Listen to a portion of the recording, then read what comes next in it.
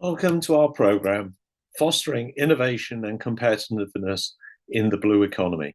I'm Andrew Gall, and I'm pleased to be hosting this with the support of Frontier IP and Emporia4KT.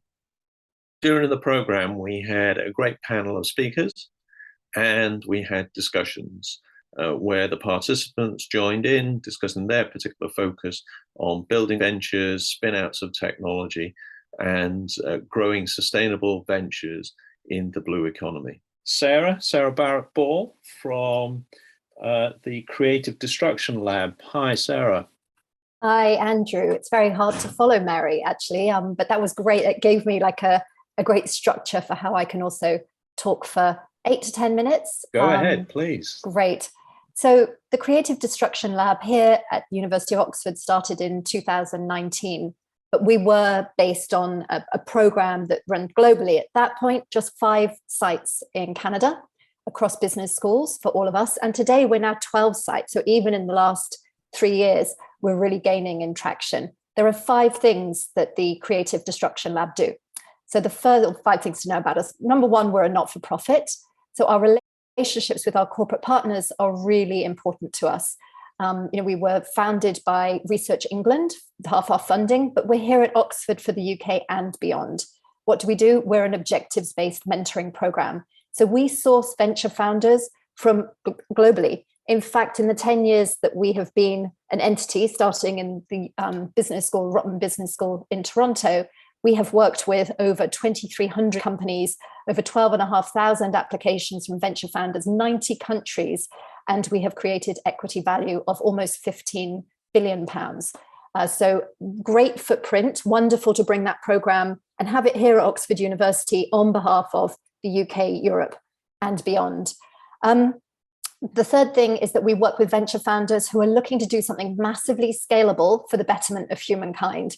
Obviously, Margot introduced herself when we first all came on here, but she and I say this every single day to anyone we're speaking to. We're not here to be a tide that lifts all boats. We're here to be an objectives, organization based within academia, and we call ourselves Academia Plus. So it's about creating an academic thesis behind our streams. Here in Oxford, we run artificial intelligence stream, climate stream, health stream, and a fintech stream. But globally, we have blockchain, we have quantum, we have Web3, we have 3 climate streams. So we have a climate stream in Paris, a climate stream here in Oxford, a climate stream in Vancouver.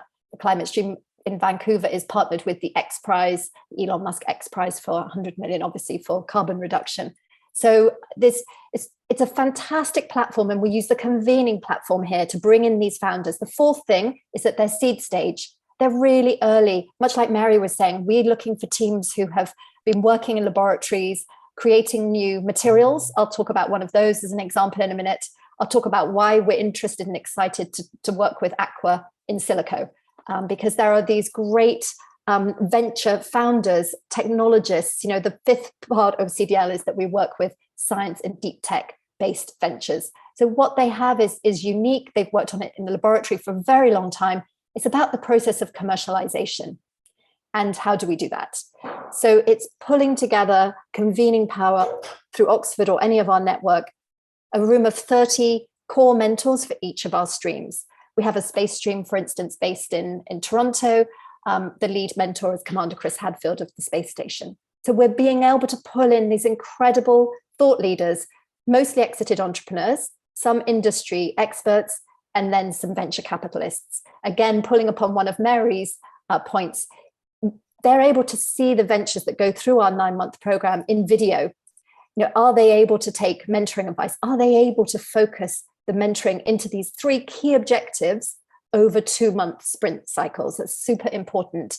And we find that through focusing them and letting them and encouraging them to think as big as they can, that they really do have sustainable and significant impact. So if I use the example of e-concrete, this is a great one that came out of our ocean stream. So we have one ocean stream globally. It's based in Halifax in Nova Scotia, and it's our CDL Atlantic site. And all of this is available online. Margot will pop it into the chat for me, the link, so that you can see where all of our sites are. And I know the materials will be distributed afterwards. But they actually develop high performance, environmentally sensitive concrete products. These are different from the grey concrete. They're made from bio-enhancing materials. They have a complex structure for the texture, and they can be 3D printed. So you can imagine that where there's coastal erosion, where there's the need to build into the ocean, rather than use the dead grey concrete, to be able to use this sort of life-sustaining concrete is really empowering for fostering marine life and creating thriving ecosystems. So what did CDL do for a venture like this? Well, first of all, we helped them reshape their go-to-market. That's a big reason why we're all based in business schools. We have our MBA students within Oxford University, within the SAI Business School, work alongside these ventures to help them on consulting projects. And I think what's significant is we have 350 MBA students at SAI Business School, 100 spaces for them to participate alongside these venture founders. They get no credit for this at all. It's a one-year program. They're very oversubscribed with courses that they can be doing, and yet they were twice oversubscribed. So we had 208 applications for our MBA students to work in this program alongside these entrepreneurs. They realized that this entrepreneurial journey is really vital to the part of their education, and it can be hugely impactful. So the first thing they did was they helped chart a go-to-market for this venture. And rather than trying to close a pilot that they'd had actually they'd been working on for a very long time, that would have been a $1 million pilot client, instead, the MBA helped them really reshape with the mental guidance to build a coalition around ocean health. And so in building this business coalition for ocean health, they then were able to have them really push forward e-concrete as a solution for the ocean, for the blue economy, in a way that wasn't just a solution for one company. It just gave it much more impact. The second thing they did then through the help was they managed to sign that $1 million contract. They got much more reach and breadth. It was a much better way of pitching the benefits of what they brought to bear. It was making them think big. They secured another 3 large customers after that. And then they'd had difficulties navigating their Series A. And again, through mentoring and advice in the room, all within a 9-month process, they then actually closed their Series A, which they'd been struggling to do for about 18 to 24 months. And so again, it's a great technology, massively scalable for the betterment of humankind. And it's through that mentoring advice that really guided them to take it step by step, build that business coalition, close that pilot class customer, get the next 3 customers behind it, and then manage to close your seed round. That worked fantastically well. So we're looking forward to doing something similar with Aquasilico. I think Mary put it really well, what they bring to bear.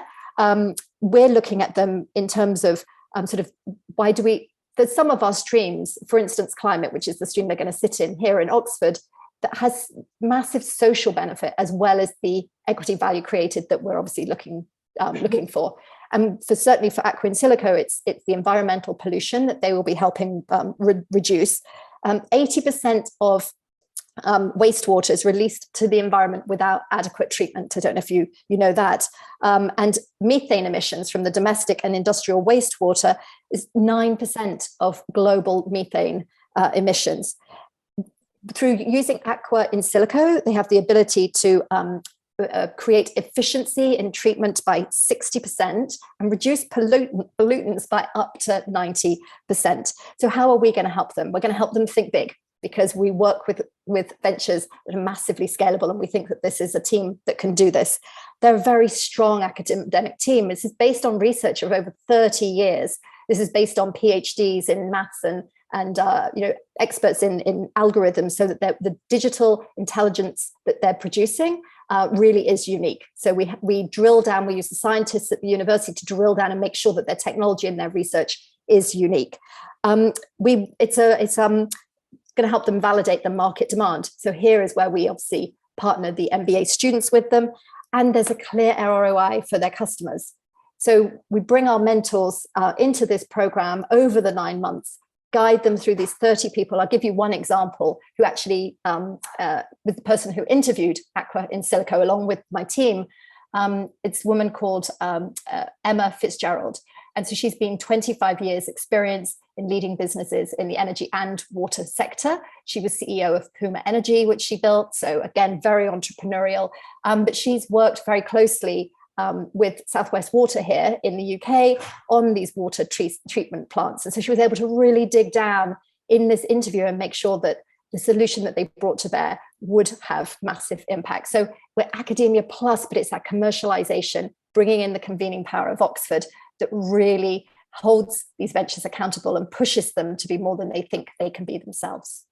Great, Sarah, excellent. Great links there with Mary and taking through this example of Aquasilica. I think as you've both been talking here, when we go into the breakout groups, we're going to have groups talking about transferring technologies into valuable enterprises. We're going to be discussing about how you work with corporates.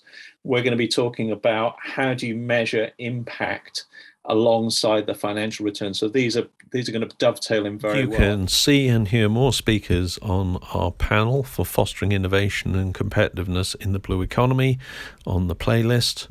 And also you can get more information about Aimovar and how to drive more effective innovation at aimovar.com.